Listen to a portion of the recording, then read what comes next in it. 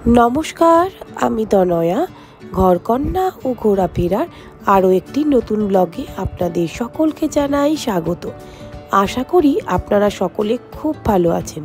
আমার সাথে থাকুন, পাশে থাকুন আর দেখতে থাকুন আজকের এই নতুন ব্লগটি। প্রতিদিনের ব্যস্ততার জীবন থেকে খানিকটা সময় বের করে আজ আমি এবং আমার পরিবার মিলে হাজির হয়েছি একান্ন সতীপীঠের অন্যতম তিস্রতা মহাপীঠ বা ভামরী দেবীর মন্দিরে। উত্তরবঙ্গের বোদাগঞ্জের শালবাড়ি গ্রামে তিস্তা নদীর তীরে অবস্থিত এই ভামরী দেবীর মন্দিরটি হলো একান্ন সতীপীঠের মধ্যে অন্যতম একটি সতীপীঠ। আজকে আমরা সব পরিবারে হাজির হয়েছি এই সতীপীঠে। আমার সাথে থাকুন আর আমার সাথে ঘুরে ঘুরে দেখতে থাকুন এই একান্ন সতীপীঠের অন্যতম ভামরী দেবীর মন্দিরটি। এই মুহূর্তে সবুজের ঘেরাটোপের মাঝখান দিয়ে পিচ ঢালা রাস্তা দিয়ে ছুটে চলেছে আমাদের গাড়ি, আর আমরা আজ এই 5 জন মিলেই যাচ্ছি আমাদের গন্তব্যস্থলে। অনেক দিনই ভাবি যে বাড়ির আশপাশে কোথাও একটা ঘুরতে যাব, কিন্তু সময়ের অভাবে আর সেই সুযোগ হয়ে উঠছিল না। আমরা ছুটিতে সময় পেলেই চলে আসি জলপাইগুড়িতে। উত্তরবঙ্গের মেয়ে হওয়ার সুবাদে এই উত্তরবঙ্গ ঘুরতে আমি ভীষণ পছন্দ করি। যদিও শুধু উত্তরবঙ্গ বললেই ভুল বলা হবে, আমি ঘুরতে খুব পছন্দ করি, তবে নিজের জায়গার প্রতি একটা আলাদা ভালোবাসা কাজ করে সবসময়। আমরা গাজলডোবার তিস্তা ব্যারেজের ওপর এই মুহূর্তে দাঁড়িয়ে রয়েছি। গাজলডোবার এই তিস্তা ব্যারেজ থেকে গাড়ি করে শ্রী তিস্রতা ভামরী মায়ের মন্দির পৌঁছতে সময় লাগে আনুমানিক 37 মিনিট। দূরত্ব 22 কিলোমিটারের মতো। এই যে রাস্তার ধারে সবুজের ঘেরাটোপের মাঝখানে দূরে ওই যে সবুজ আর হলুদ রঙের যেই ঘরগুলির মতো জায়গা দেখতে পাওয়া যাচ্ছে, ওটি হলো মন্দির। আমাদের গাড়ি এই মুহূর্তে প্রবেশ করছে শাল সেগুনের মাঝখান দিয়ে বাঁধানো রাস্তা ধরে মন্দিরের ভেতর। জলপাইগুড়ি শহর থেকে তিস্রতা মহাপীঠের দূরত্ব 20 কিলোমিটার। গাড়িতে সময় লাগে আনুমানিক 40 মিনিট।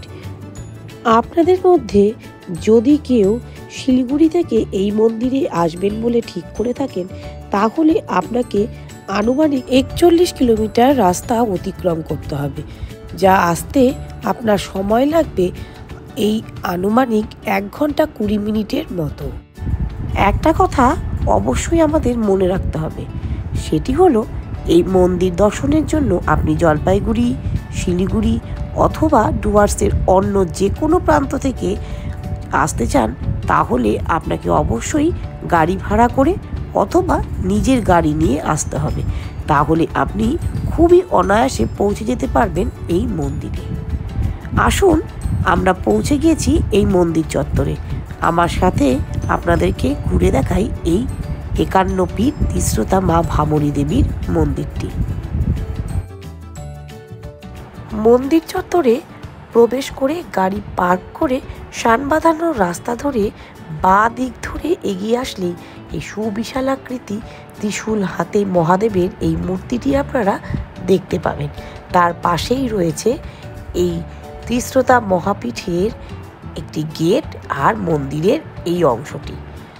এটি হলো মন্দিরের ভেতর দিকের অংশ। এই রাস্তা ধরে এগিয়ে গিয়ে বাঁ দিকে ঘুরলেই আপনাদের চোখে পড়বে মা ভামরী দেবীর এই মন্দিরের গেটটি। এটি হলো মন্দিরের আরও একটি গেট, এটিকেই প্রধান গেট বলে মানা হয়। এই গেটের দুদিকে রয়েছে মন্দিরে পুজো দেওয়ার জন্য দোকান, আর মন্দির চত্বরের এই অংশটিতে এরকম অসংখ্য দোকান রয়েছে, আর সেই দোকানেই পুজো দেওয়ার জন্য নানান ধরনের সামগ্রী বিক্রি করা হয়। এই দোকানটিতে ছিল মা ভামরী দেবীর ছবি এবং তার সাথে এখনকার মা ভামরী দেবীর ছবি এবং পুরনো দিনের বেশ কিছু ছবি। এই জায়গাটি কিন্তু দেখুন, গাড়ি পার্ক করে আপনারা অনায়াসে খানিকক্ষণ সময় হেঁটে ঘুরে নিতে পারেন। এখানে রয়েছে পুজো দেওয়ার জন্য আরও অনেক দোকান।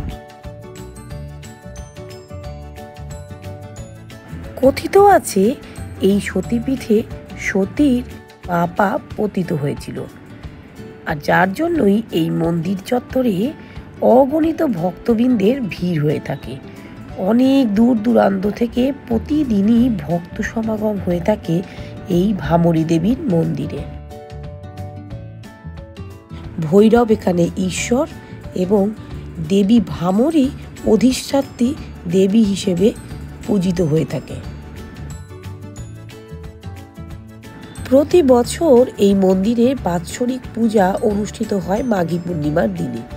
এছাড়াও এখানে কালী পুজোর দিনেও প্রচুর ভক্ত সমাগম চোখে পড়ে। মন্দিরের মূল গেট দিয়ে প্রবেশ করলে এইভাবে একের পর এক সিঁড়ি অতিক্রম করে সোজা এগিয়ে চললে আমরা মন্দিরের গর্ভগৃহেতে পৌঁছতে পারব। এই মন্দির সম্পর্কে বেশ কিছু তথ্য আপনাদেরকে জানিয়ে রাখি। এখানে মা ভামরী দেবীকে সম্পূর্ণ নিরামিষ ভোগ দেওয়া হয়ে থাকে। এখানে কোনো রকম বলির প্রচলন নেই। মন্দিরের এই একদম ভেতর দিকে হলুদ রঙের কোলাপসেবল গেটের ঠিক পেছনেই রয়েছে মা ভামরী দেবীর মূর্তিটি।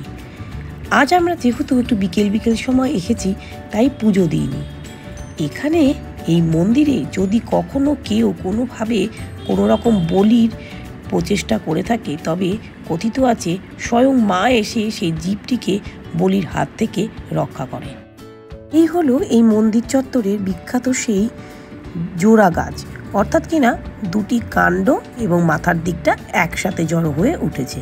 এখানে লোকজন বিশ্বাস ভীষণভাবে করে এবং তাদের সমস্ত মনস্কামনা যাতে পূর্ণ হয় তার জন্য এই গাছের গোড়ায় লাল শালু দিয়ে সুন্দর করে তারা বেঁধে রাখেন। গাছের ঠিক পাশেই রয়েছে নবনির্মিত মা অন্নপূর্ণার মন্দির। এই হলো সেই নবনির্মিত অন্নপূর্ণার মন্দির।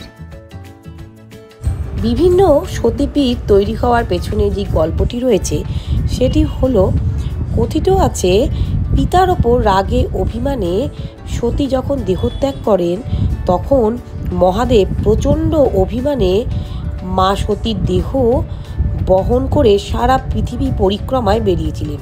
সেই সময় মহাদেবকে শান্ত করার উদ্দেশ্যে ভগবান বিষ্ণু তার চক্র দ্বারা সতীর দেহকে খণ্ড বিখণ্ড করেন।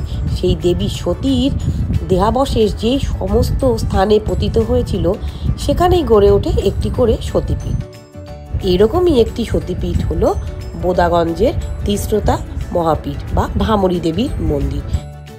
আপনাদের মধ্যে অনেকেই হয়তো এনজিপি রেলওয়ে স্টেশন থেকে এই মন্দিরটিতে আসতে চাইবেন।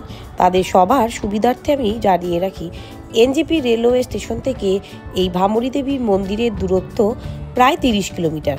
গাড়িতে আসতে সময় লাগে আনুমানিক 1 ঘন্টা। পরন্ত বিকেলে মন্দির ঘুরে ফুলের শোভা দেখে এই মুহূর্তে আমাদের গাড়ি ছুটে চলেছে গাজলডোবার তিস্তা ব্যারেজের ওপর দিয়ে। আজ বাড়ি ফিরতে ফিরতে আজকের এই ব্লগ আমি এখানেই শেষ করছি। কেমন লাগলো আজকের এই ভামরী দেবীর মন্দিরের ব্লগটি অতি অবশ্যই জানাবেন। ভালো লাগলে লাইক করবেন, শেয়ার করবেন। সকলে খুব ভালো থাকবেন, সুস্থ থাকবেন। দেখা হবে খুব শীঘ্রই আরও একটি নতুন ব্লগে।